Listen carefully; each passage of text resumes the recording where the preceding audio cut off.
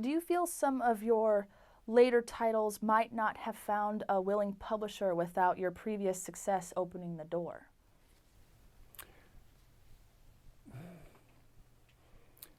There was a huge sea change after 9/11. Transgressive humor, transgressive narratives lost all sympathy. And you could not have a goofy story about these kind of gritty urban terrorists or people doing transgressive things even for noble reasons. And so there was 10 years there when nobody was going to look at a book with transgressive characters. And the only reason I could get published was because I had kind of hit a couple years before that big breakdown. Interesting. I think that had the greater effect. My work wouldn't have been published if I hadn't had work published before 9/11. Now, ebook technology now allows publishers to introduce new material to a large audience at a fraction of the expense involved in printing a traditional book. Do you think this will enable unconventional authors to find publishers willing to take a chance on their work? I know a million filmmakers who have made a million films and they can't get distribution. They can't get their films noticed. They can't build an audience. And so lower production costs will lead to more varied products. But there's no guarantee that those products are going to find audiences. I think that's the bigger sticking point. Mm-hmm. So I'll be really curious to see how that follows, how that tries to catch up with the technology. Maybe it'll lead to a more regional schools of fiction, where people are writing and producing for very specific audiences rather than for a kind of global, generic audience. Mm-hmm. That would be nice. Would you have been able to publish your original version of Invisible Monsters in today's publishing climate? Today's. No, not unless I had a track record.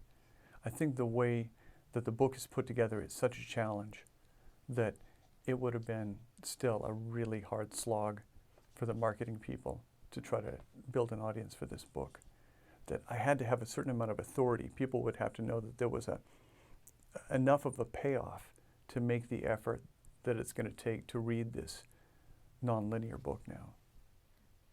Now, Fight Club director David Fincher graduated from Ashland High School in Ashland, Oregon, where Blackstone Audio is also located. And you went to the University of Oregon in Eugene. And in your book, Fugitives and Refugees, which is part memoir, part travel guide, you extol the greatness and weirdness that is Portland, Oregon. Does your Pacific Northwest grounding impact your writing in any way? I mean, do you feel a responsibility to keep Portland weird? A funny aside, Fincher had told me that one part of the Fight Club story that appealed to him was that he had been a teenage projectionist at a movie theater in Ashland, and that he had spliced inappropriate frames of other films into family films and then sent them back to the distributor. And Fincher loved to hear that somebody else had at least contemplated doing that, something that he had done. That was one thing that drew him to the story. In regard to, being weird in a weird place, it's very much the spirit of Damned. That Damned is the child of these former radical baby boomers who celebrate rebellion. And how do you rebel against parents that celebrate rebellion? So people on the East Coast, people in Boston, they throw away all their Brooks Brothers shirts and they move to Portland and they grow their hair and they wear tie-dye and grow neck beards. But people who were born in the Northwest, born in Ecotopia, they kind of rebel by wearing cardigan sweaters. And so in a way, I feel like, if anything, I'm a reaction to a kind of politically correct, ecotopic vision that other people have moved here to wallow in. You also have a sequel to Damned on the horizon. Now, in Damned, we were introduced to Madison, the overweight teenage daughter of rich and famous narcissistic parents. And after a fatal overdose of marijuana, she finds herself stuck in hell playing a part in your version of the classic film The Breakfast Club. Can you give us a window into how Damned came to be, and what can we expect from Doomed, the sequel?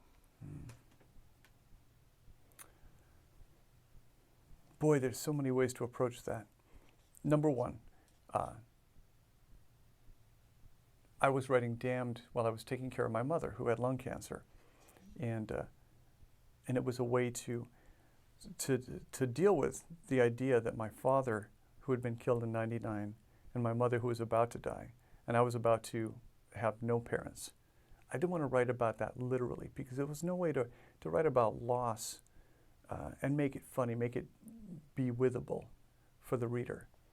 But if I reversed the situation and made it about a child who died and was mourning her parents who were still alive and still obnoxious, then I could make it funny. I could invert the situation and make it be withable, make it entertaining for people, but still have the same cathartic sense of mourning and loss that I needed. So on one level it was that. On another level,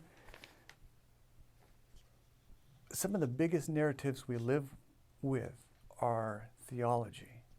And so I think all writers should kind of tackle the idea of the meta-narrative of tackling theology. That in a world where we've kind of abandoned all these religious big stories, we should kind of try to reinvent them. And so the idea of trying to reinvent the afterlife just seemed like a responsible place to go. Yeah, what compels you to write a sequel to Damned and not any of your other works? I mean, dare we hope for a Fight Club 2? I Am Jack's raging sequel? You know, it all depends on the amount of unresolved personal, stuff that you bring to the story. With Fight Club, the unresolved personal stuff was, no one is publishing my stuff. I can't get Monsters published. So I'm going to write this book as this big, angry response to feeling shut out. And boy, I got hurt with that book. But with Damned, it's the much larger process of letting years go by to the point that I can be with the loss of both of my parents. I can be with their absence. I can kind of come out as a person at the other end who no longer feels that immediate pain. So that's why 3 books, at least 3 books, based on the idea of Madison, this dead person, coming to terms with the fact that she's lost everybody. And just as a kind of a heads up, Doomed, which is the second book, coming out next spring of 2013, is the most excrement-filled book of all time. It is just appalling how many different forms and baby talk words, excrement just kind of naturally came into the story. And so you deal with your shit by writing about shit. Laura Miller at Salon.com wrote this scathing tirade saying that my work was the most excretious writing she'd ever seen. And so this book is the most excretious book that I think will ever be published in English. Great. So. That sounds like a bumper sticker. Mm. Talk about shit and write about shit. And spell check won't take excretious. Oh.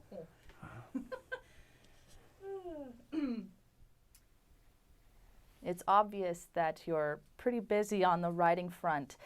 Things seem to be picking up on the movie front as well. Can you give us an update on the release of feature film version of Invisible Monsters?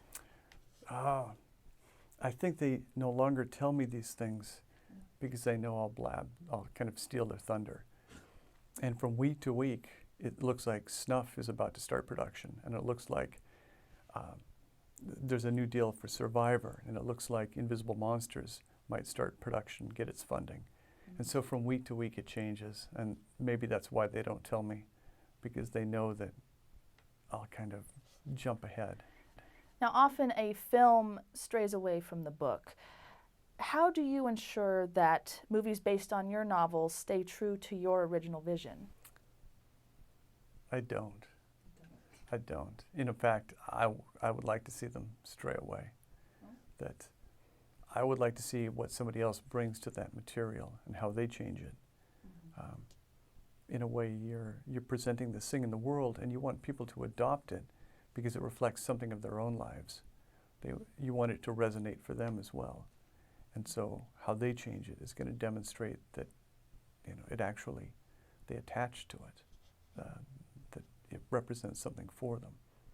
And so I don't want it to be a constant story about me. I want it to become a story about them as well. And so I want to see how their experience comes to bear on this story. The film adaptation of Fight Club is a cultural icon. Did it set the bar too high? Can any other film adaptation of your work ever come close to hitting the same perfect note? There's a fallacy, a kind of misunderstanding that happens there. When Fight Club came out as a movie in the fall of 1999, it did horrible. It was a failure. And it really wasn't until a year or 2 years later that it actually started to build an audience. And in retrospect, it looks like a big cultural thing, like a big attachment, like it was a success. But initially, it was a huge failure. And it got a lot of people in trouble and a lot of people heartbroken. And so I kind of learned to take a kind of much longer perspective on these things.